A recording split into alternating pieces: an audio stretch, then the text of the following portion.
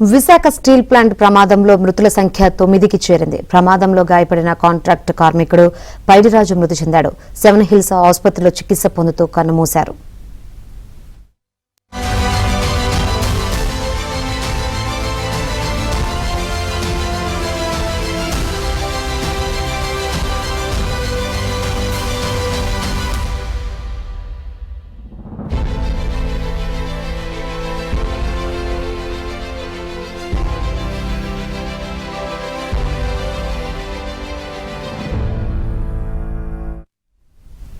ఆసుపత్రిలో చికిత్స పొందుతూ పైడిరాజు తీవ్ర ఆవేదన చెందారు. తీవ్ర గాయాలతో ఉన్న కుటుంబం బిడ్డల ఉన్నతి కోసం ఆలోచించాడు.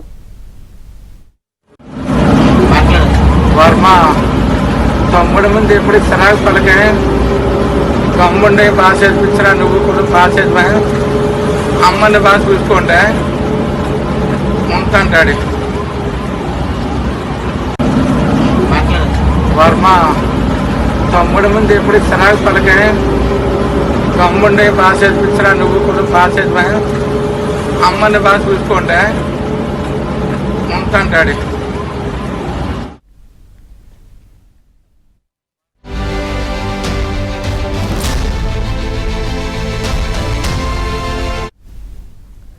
విశాఖ స్టీల్ ప్లాంట్ ప్రమాదంలో మృతుల సంఖ్య 9కి చేరింది. ప్రమాదంలో గాయపడిన కార్మికుడు పైడిరాజు మృతి చెందాడు. మరిన్ని వివరాలు అందించేందుకు మా ప్రతినిధి సతీష్ సిద్ధంగా ఉన్నారు. సతీష్.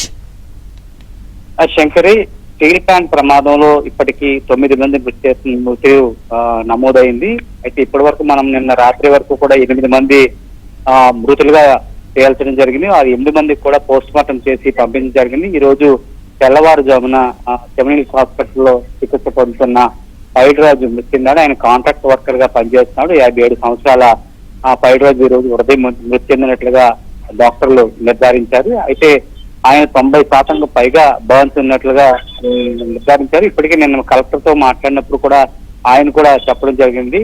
ఇద్దరి పరిస్థితి విషమంగా ఉన్నట్లు చెప్తున్నారు. అందులో పైడిరాజు 90% కూడా ఆయనకి కాలిన గాయాలు తీవ్రంగా ఉండడంతో ఉదయాన్న ఆయన తుదిశ్వాస వచ్చినట్లుగా చెప్పారు. అయితే దీంతో మృతుల సంఖ్య 9కి చేరింది. వెంటనే అక్కడి నుంచి పోస్ట్ మార్టం నిమిత్తం వెంటనే కేజీహెచ్ తరలించారు. కేజీహెచ్ లో కూడా ఎవరైతే పైడిరాజు నిర్ధారించారు కాబట్టి వెంటనే అంత్యక్రియలు కూడా వెంటనే పోస్ట్ మార్టం పనులు కూడా చూస్తున్నారు. కుటుంబ సభ్యులు కూడా కేజీహెచ్ లో చేస్తున్నారు. పోస్ట్ మార్టం పనులు కూడా మరి కాసేపులో ప్రారంభమవుతాయి. వెంటనే ఆ మృతదేహాన్ని కూడా బంధువులు కలిగించే పనులు అయితే కేజీహెచ్ సిబ్బంది ఉన్నారు. అయితే దీంతో ఓవరాల్ మనం చూసుకుంటే స్టీల్ ప్లాంట్ ప్రమాదంలో 9 మంది మృతి చెందారు.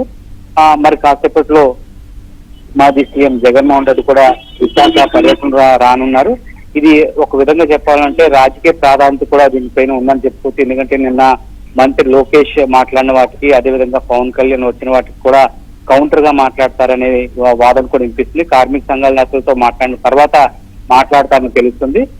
ఇప్పటికి మనం చూసుకున్నట్లయితే ఈ స్టీల్ ప్లాంట్ ప్రమాదంలో కూడా అత్యంత బాధాకరం చెప్పుకోవచ్చు. ఇప్పటి వరకు జరిగిన ప్రమాదాల్లో ఇది మొట్టమొదటిగా చెప్పిన దేశ చరిత్రలో ఎప్పుడూ కూడా ఇటువంటి ప్రమాదం అంటే ఈ తీరుగా ప్రమాదం ఎప్పుడూ జరగలేదు. ఇది మొట్టమొదటిసారి జరిగిందని చెప్తున్నారు. ఇది ప్రమాదం జరిగినప్పుడు కూడా పలు ఊహాగానాలు అయితే వినిపిస్తున్నాయి. దీనిపైన కూడా రాష్ట్ర ప్రభుత్వం, ఎన్డీఏ గవర్నమెంట్ కూడా చిత్తశుద్ధితో ఉంది. దీనిపైన 3 మెన్ కమిటీ కూడా వేయడం జరిగింది. వారు వచ్చే నివేదిక అనంతరం కూడా దీనిపైన చర్యలు కూడా తీసుకుంటామంటూ కూడా నిన్న మంత్రి లోకేష్ ఏదైతే బాధిత బంధువులతో మాట్లాడినప్పుడు కూడా స్పష్టంగా చెప్పడం జరిగింది. కాబట్టి ఈ పైడిరాజు చనిపోవడంతో ఈ 9 మంది మృతి చెందడంతో దీన్ని కూడా ప్రభుత్వం ఏదైతే వారికి ఎక్స్గ్రేషియా కావచ్చు, లేకపోతే వారికి కుటుంబంలో ఒకరు ఉద్యోగం కావచ్చు, చదివిన వాళ్ళు ఉంటే వాళ్ళకి ఏదైతే ప్రభుత్వం ప్రకటించిందో వాటన్నిటికీ కూడా వీళ్ళు కూడా అర్హులు అన్నట్లుగా దానిపైన కూడా ప్రభుత్వం ఆ దిశగా చర్యలు చేపడుతుంది. కలెక్టర్ కూడా నిన్న మనం చూసుకున్నట్లయితే పోస్ట్ మార్టం పనులు కూడా జాయింట్ కలెక్టర్ మొదటి నుంచి చివరి వరకు కూడా బాధ్యత ఆయన తీసుకున్నారు. అదే విధంగా చనిపోయిన తర్వాత కూడా ఆయనకి ఏవైతే ప్రభుత్వం తరఫున రావాలో వాటన్నిటికీ కూడా వచ్చే విధంగా కూడా ప్రభుత్వం చిత్తశుద్ధితో ఉందని కూడా చెప్పుకోవచ్చు. శంకరి. రైట్ సతీష్.